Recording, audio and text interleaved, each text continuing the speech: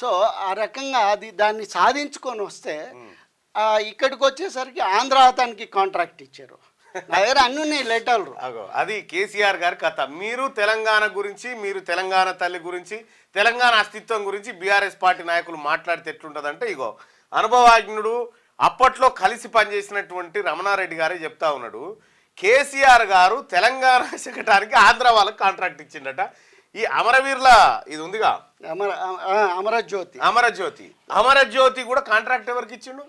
ఇంకా అది Proddatur contract, Proddatur contractor ఇక గట్ల ఉంటుంది మన కేసీఆర్ గారి కథ. కాదు అది సీనే అండ్ అవును. అయితే ఇప్పుడు అక్కడ కూడా నాకు 40% వచ్చింది, కాంట్రాక్టర్కి 98% పోయింది. సో నేను 7 ఏళ్ల కింద పని మొదలు పెడితే నాకు ఇంతవరకు 40%.